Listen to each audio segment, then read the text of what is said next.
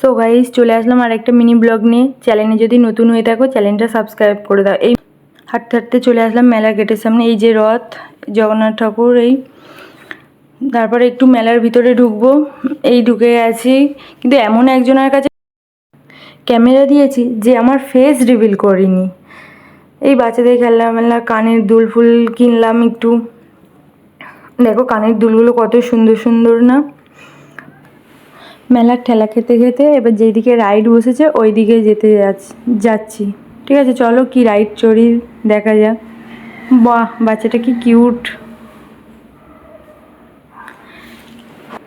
সত্যি আমার ক্যামেরাম্যানের ধন্যবাদ জানানো উচিত যে এমন ক্যামেরা করে দিয়েছে। যাই হোক, যা করে দিয়েছে অনেক, এইটাই কে করে দেয়। ভালো করে যদি করতো আরও ভালো করে তোমাদেরকে সব কিছু দেখাতে পারতাম।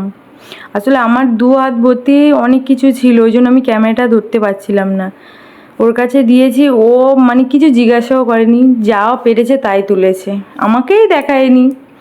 এই রাইডে উঠেছি গাইস, বাবা জীবনে প্রথমবার উঠলাম রাইডে। উঠে কি মাথা ঘোরাচ্ছে, বাপরে বাপ।